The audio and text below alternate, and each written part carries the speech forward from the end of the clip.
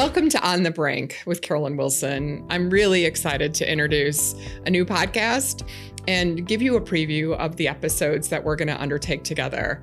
I am hoping that as somebody that has spent a career really working with physicians, for physicians on their incredible journey, that I can offer some perspective along with really fascinating and diverse guests as you think about your next steps in your career.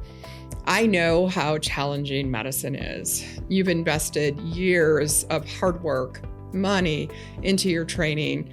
And then I hear from so many of you regularly how disenchanted you are, that your experience in healthcare and in surgery is not what you expected, and that it's got many, many challenges along with it.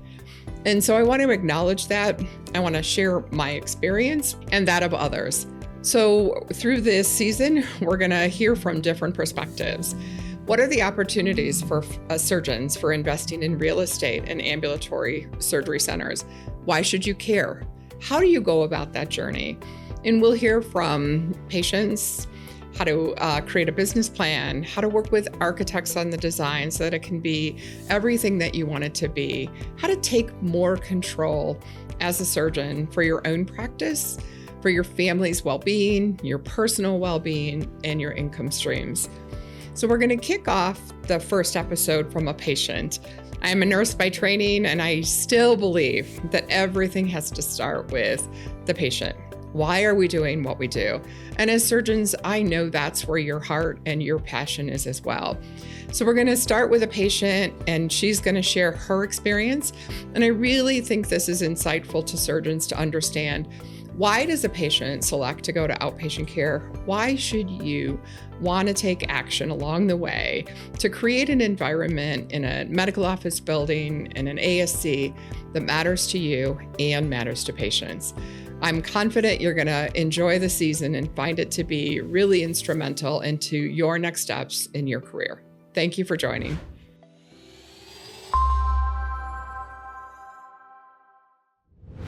So I'm excited to welcome Ashley Davidson to this podcast, the initial podcast.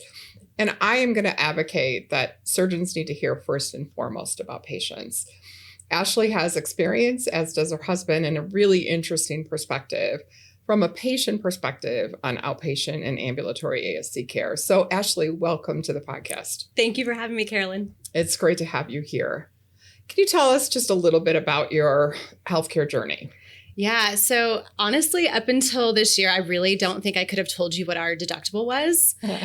We are max out of pocket. And so we have been catapulted into this like healthcare world.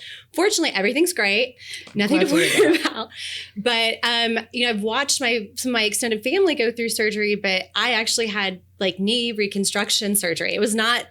It was way more than I thought it was going to be. And I was honestly really scared because I've never been under anesthesia. I've never broken a bone. And I went from being perfectly healthy, no medications, to pretty like major surgery. It's very scary for you. And I'm really glad that you're sitting here today looking great and you made it through that. And I think you're going to have a lot of really helpful information for our surgeons to hear about that journey. So tell me, you just spoke about needing knee surgery. How did you decide where to have surgery?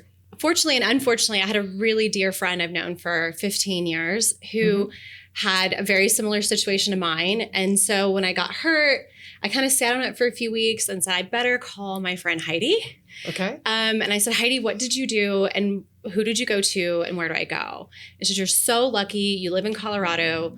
Go to the Stedman Clinic. Go to this doctor. They're going to take great care of you. Don't stress. And I was like, well, we'll see. Better, easier to say than to do, right? Right.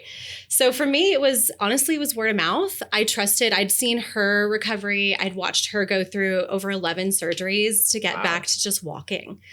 And, her situation was really intense.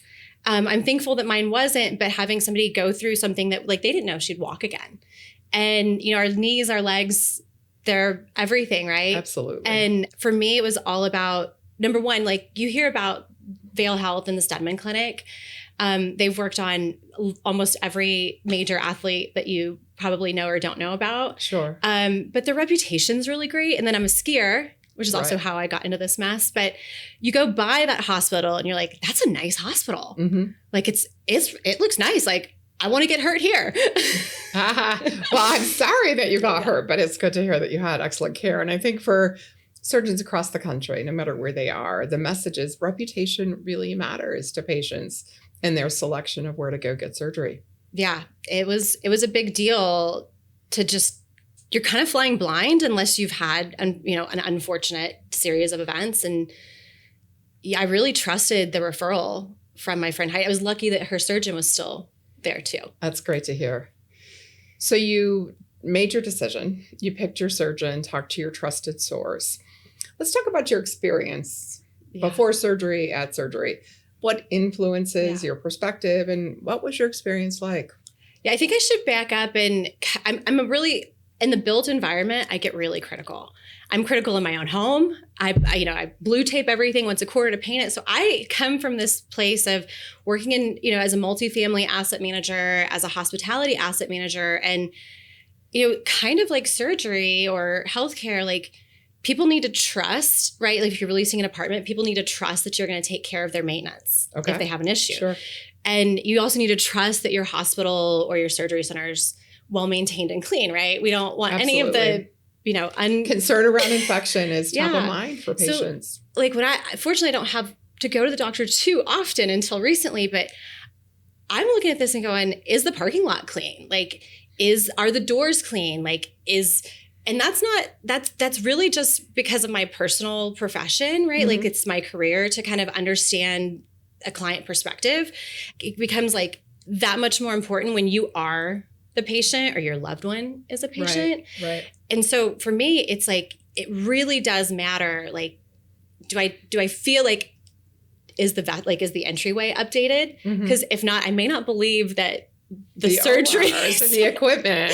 Yeah. It is interesting. My experience during COVID was very similar, that patients and families, we knew from a hospital perspective and an ambulatory, always cared about infections. But my impression and my experience is that it became even bigger post-COVID, this concern around infection. And the way that, to your point, patients can experience cleanliness is in the facility, in the building, and even into the parking lot. It's fascinating to think through. Well, and it's even like, it's not necessarily the best decision point, right? Like, is the tile nice and updated? Are the doors nice and updated? Because the OR might be absolutely spotless, but I do come from this, like, it kind of like leads you down the path of like, how much do I trust this place? Or before you get to the OR, some really important indicators. Yeah. It's kind of, you become much more like insecure, like when you're living in that. When it's you. Yeah. Or your family. For sure. Great. For sure. Okay. So they passed the test, if you will. Oh, flying colors. What else besides the ambiance, the facility cleanliness, and all of that made a difference to your experience? It was refreshing to me, I guess I should say, because I really don't have a broad experience. But from the moment that we scheduled surgery for myself, I knew exactly what was coming next. I knew I was going to get a phone call from the ASC to talk about like pre-op on this day. And I knew I was going to, need to make a payment on this day. And they even had a concierge because this was in Vail and I live on the Front Range. And so we were going to have to stay overnight. They were, it was like a concierge level service that got you really comfortable with this like outpatient experience. And there's like this level of like, you don't just have the surgeon, but then you have this whole other like care team caring for you. And even just like saying like, hey, you're going to come in through this door. Mm-hmm. And then you're going to, like, my husband ironically had to have emergency like spinal surgery just a few months after mine. You have had a tough year. Like I said, max out of pocket. We've hit the threshold, but even from like being his caregiver, right? Because our roles were like immediately flipped. And I was like, oh, the way that they prepared me to come get him, I'm sure they were doing that. I just was like focused on like what's happening to me. There's just this, like, they were able to provide a level of comfort, not just around the surgery, but like how things were going to come and go, like calling in prescriptions and like that kind of like wraparound service, I think made a really big difference. So the clarity and the communication, the entire experience is what reduced that anxiety. And I think that's really important for for patients to know what to expect. Yeah. I went in like, I was convinced I was never coming out of that OR. Oh, that's scary. They do say that when you go in, like whatever state of mind you go in, you come out. Mm-hmm. So big ball of tears. My husband came out laughing. So I'm happy that he had a better. Exactly. Or could have been that response to anesthesia. Yeah. For sure. Fortunately, everything was great on both ends. Yes. Good. I'm guessing that you've had some experience with family members having surgery in the hospital. Mm-hmm. Can you share any of what you experienced in an ambulatory setting and sort of a differentiation from what you've seen with family in a hospital? Yeah. So both my mom and my stepdad had really major surgeries. My stepdad had full open heart surgery.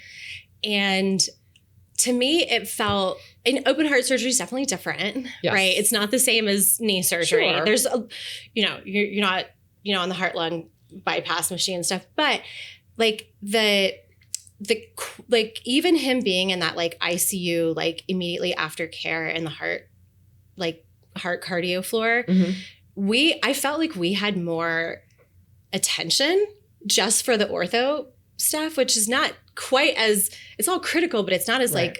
I guess delicate. Sure. I felt like the nurses were like right on top of us the whole time. Like they had eyes on us. Like my husband has malignant hypothermia, which is a really scary, awful thing. And he could have died during anesthesia, but fortunately that was not a concern. Like they took excellent care, but they even went so far as to like keep him right across from the nurse's station. And I know where I was when I woke up, we were just like closer than when my dad was. Visibility of it. Yes. I felt safer with him and his condition than I did with my dad.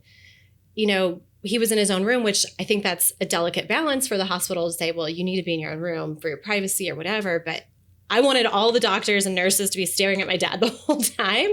And fortunately, we had that experience at the outpatient surgery. So what I hear you saying is that visibility and the communication really went to your feeling safe. And as a patient, right, that's critically important. Yeah, I did feel, and my mom's had numerous surgeries. Like, I just felt like there was a greater, like the number of people that were aware of us and communicating with us was a lot.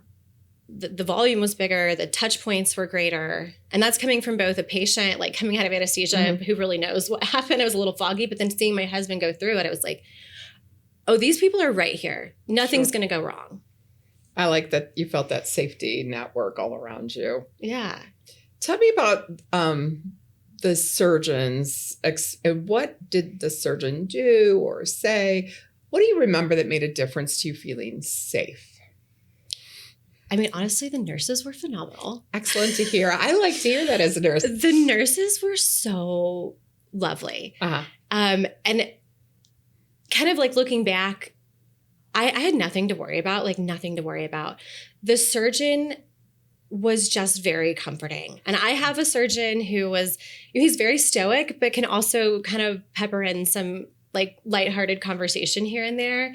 And I was like, if you get in there and my ACL's intact, like just sew her back up and we'll move on. I'm okay with that. Yeah. And he was like, you got it. I've done it before. I've done this once or twice. Yeah. And I think he just did a really great job of, like, he was just calm coming in and there was no ego. And I know these surgeons, like, to do what they do, no matter what what specialty they're in, mm-hmm. like they're kind of superheroes. Sure. And that comes with some ego. I don't want a surgeon that doesn't have an ego. You want that confidence. I do. Yes. But they were like, do you have any questions? I mean, that's a normal thing to ask, but he never rushed. He wasn't like, all right, let's go. It was like, okay, very slow. And when he kind of paused before he took off to go scrub in, I'm sure. He listened and gave you that opportunity to ask questions. Yeah. And I love your comment around how important the team is. That's really important for our surgeons to hear. It's the whole team. Yeah. Sounds great. So what would your advice be? We're really talking here to surgeons that are thinking about investing and developing in an ambulatory surgery center or a medical office building from a patient perspective. What would your advice be to them? I think they have a lot of control. If they're going to get invested in a project like that, they have so much more control over the patient experience. And I think that is where the reputation that Stedman and Vail Health really excels is like people don't worry about what's going to happen in those places. Like they have full confidence in those teams. And I think you only get that when you are in control of where you're doing the surgery. So it seems like it's almost like you're better off in control than not, right? For sure. That sounds great. And for patients that are thinking about choosing ASC or hospital, any advice for them in the choice? Choose wisely. Choose wisely. I think that I was really, really lucky to go where I did. Uh-huh. I think in many cases, I got lucky because I had the referral, right? I think there are a lot of people out there who may not realize they have agency in making that choice and asking what their options are, or even asking the surgeon, where would this occur? And understanding what even other patient experiences are like in those specific ASCs. Like, it's not just the surgeon, Right. It's the whole group. The whole Even team, the anesthesiologist, like the anesthesia team, I didn't know that I got 3 different bills from everybody under the sun, right? And I didn't realize that they were separated, right? And so you really have to think about who's going to be in there with you, especially if you have complex medical situations like my husband did. Mm-hmm. So yeah, you have a little more agency than you might give yourself credit for. I think that's a really important message to leave with our surgeons and patients. Anything else you'd like to share today? Man, I hope not. I hope fewer than not have to go through surgery, but I'm glad that I did it. I hope I never have to do it again. And if I do, I'll be going back to an ASC. I really appreciate your time. Yeah. It was great to have you here, Ashley. Thank you. Thank you.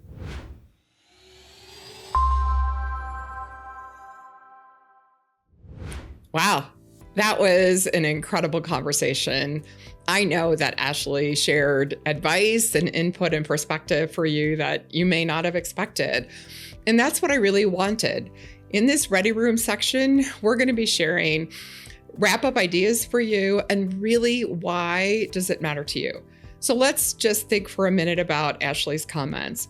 Why does it matter to a surgeon what the experience of a patient is? Ashley shared all the choices that patients have and how important it is that the experience and the reputation of you and your facility is excellent because she has choices, as do all of our patients. Ashley shared how her experience was formed by the surgeon, but well beyond that, the aesthetics of the building, cleanliness being so important to patients post-COVID in particular, and how they assess cleanliness. Is your facility? How does it look? Is the parking lot organized and clean? And also the wraparound services. Nurses matter. I'm really happy to reiterate, right? Nurses matter, the communication, the coordination of care. So think a lot about your team. So again, this is the Ready Room, episode number 1. Hope you join us for subsequent sessions where we're going to have interesting guests and really address topics that matter to you.